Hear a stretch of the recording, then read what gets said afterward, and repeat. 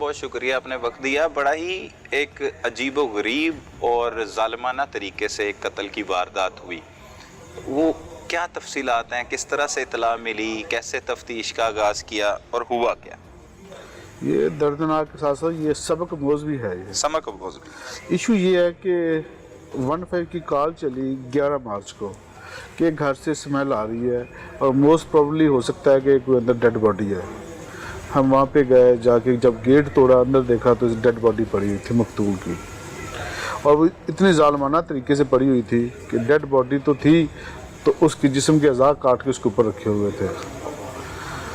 فوری طور پہ ہمارے ذہن میں دو چیزیں آئیں کہ یہ یا تو مرڈر فار آنر کلنگ ہو سکتا ہے یا پھر یہ کوئی اینیمیٹی ہو سکتی ہے، کیونکہ ایسے ظالمانہ طریقے سے دو ہی وجوہات ہوتی ہیں، یا غیرت کے نام پر یا دشمنی یا دشمنی کے نام ٹھیک پہ۔ ہے۔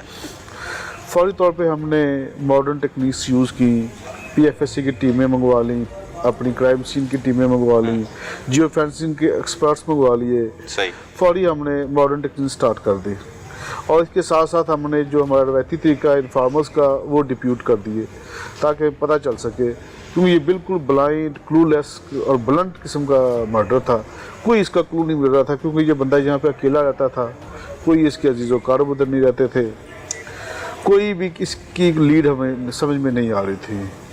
جب ہماری انفارمرز وہاں پہ گھومے پھرے تو پتہ چلا کہ کوئی ایک لڑکی 8-9 دن سے اس کے پاس رہ رہی تھی، جس سے ہمیں ہوا کہ ہو سکتا ہے یہ آنر کلنگ ہو۔ اس لڑکی کا پتہ کیا، کسی کو اس لڑکی کے متعلق نہیں پتا تھا۔ اچھا، یہ پتہ لگا کہ رہ رہی تھی لڑکی، رہ رہی تھی وہ بھی وہاں کے لوگوں کی وجہ سے۔ اور یہ جو شخص تھا جو مقتول تھا رشید، یہ اس کی فیملی رہتی تھی یہاں پر؟ یہ اکیلا ہی رہتا تھا، اس کی فیملی نہیں تھی، شادی شدہ نہیں تھا، اور اکیلا ہی رہتا تھا۔ ملازمت کرتا تھا کسی کی؟ ملازمت کرتا تھا، یہ کیئر ٹیکر تھا اس گھر کا جہاں پہ یہ رہ رہا تھا۔ صحیح ٹھیک ہے۔ تو ہمیں صرف ایک چھوٹا سا یہ لیڈ ملی کہ اس لڑکی نے کسی کو بتایا تھا کہ ہم لوگ کرائے پہ رہتے ہیں میر فیروزپور روڈ پہ، صحیح۔ اور اس کے قریب، اسے گاؤں کے نام کا نہیں پتا تھا، اس کے قریب ایک پرانا سکھوں کا مکان ہے۔ ہم نے فوری طور پہ اپنی ٹیم جو ہے کانسٹیٹیوٹ کی، ٹیم کو ڈسپیچ کیا، خود میں اس کو لیڈ کرتا ہوا ہم لوگ میر فیروزپور روڈ پہ چڑھ گئے۔ سب سے پہلے پکی حویلی آتا ہے، وہاں پہ ہے سکھوں کے زمانے کے، انہیں ہم نے ٹوٹل سرچ کیا، ارد گرد دیکھا، کوئی ایسی چیز نہ نکلی۔ آگے گیا تو ایک گاؤں آتا ہے نبی بخش، وہاں پہ ہیں، اس کو ہم نے ٹوٹلی سرچ کیا جیسے مردم شماری کرتے ہیں، ڈور ٹو ڈور گئے، کوئی 100-125 کے قریب گھر ہم نے چیک کیے۔ وہاں سے ہمیں پتہ چلا ایک جنرل سٹور سے کہ جس نئے نقش کی آپ لڑکی کا کہہ رہے ہیں وہ کوئی مہینہ ڈیڑھ پہلے یہاں پہ رہتی تھی، اور وہ جو کرائے پہ رہتی تھی وہ گھر ہے گندے نالے کے اوپر۔ ہم لوگ اس طرف گئے، پتہ کیا تو جو مالک مکان تھا اس نے کہا ہاں اس طرح کے رہتے تھے۔ ہم نے ان کا کرایہ داری کا جو فارم وہ چیک کیا، جب فارم چیک کیا تو اس میں سے ہمیں آئی ڈی کارڈ نمبر مل گیا۔ اس آئی ڈی کارڈ سے پتہ چل گیا کہ اس کے میاں کا کیا نام تھا، اس بی بی کا کیا نام تھا۔ پھر ہمیں پتہ چلا کہ سامنے جو باسفا ٹیکسٹائل ہے وہاں پہ اس کا میاں کام کرتا تھا۔ صحیح۔ وہاں پہ گئے، وہاں سے آئی ڈی کارڈ لیا، ہم نے اس کی آئی ڈی کارڈ میں جتنی سمیں تھیں وہ چیک کی۔ مین وائل ہمارا جو جیو فینسنگ کا جو کرائٹیریا چل رہا تھا وہ آلموسٹ کمپلیٹ ہو چکا تھا، اس میں جو اس وقت کی جو ایکٹیو نمبرز تھے وہ ہمارے پاس آ چکے تھے۔ وہ جو اس کے نمبرز تھے ان کی لوکیشن ادھر آ گئی ہمارے جائے وقوع پہ، اور اس کے ساتھ ساتھ جب اس کی سی ڈی آر نکالی تو جو اس کی سی ڈی آر تھی اس میں بھی اس کی لوکیشن اسی جگہ پہ آ گئی، جس سے ہمارا جو شک تھا وہ پک میں ہو گیا، یقین میں بدل گیا، یہی بندہ ہے۔ یہی ہے۔ صحیح۔ اچھا، اس کے بعد کس طرح سے آپ نے تیاری کی، کس طرح سے سرچ کیا؟ مطلب لوکیشنز کی مدد سے ہی پتہ لگا کہ آپ کو ملزم کہاں پہ؟ اس کے بعد یہ ہے کہ ملزم بیسیکلی تھے ضلع بہاول نگر، تحصیل ہرون آباد کا گاؤں مدرسہ، وہاں کے۔ وہ یہاں سے کوچ کر گئے، چلے گئے یہاں سے، یہاں پہ ان کو ڈھونڈنا بہت مشکل ہو گیا۔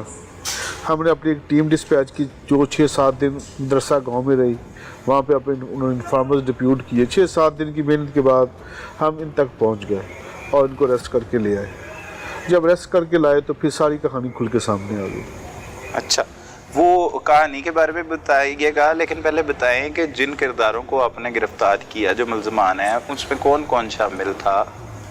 میاں بیوی تھے یہ دونوں؟ یہ دونوں میاں بیوی تھے۔ اچھا۔ اس بی بی کی لیکس لیک ہو جاتی ہے مقتول سے، ایک دوسرے کو یہ نمبر اپنے ایکسچینج کر دیتے ہیں، اس لیکس لیک میں وہ بی بی اس کے پاس آ جاتی ہے اور دونوں مل کے پلان یہ کرتے ہیں کہ ہم دونوں شادی کر لیتے ہیں اور آصف یعنی قاتل سے ڈیورس لے لیتے ہیں۔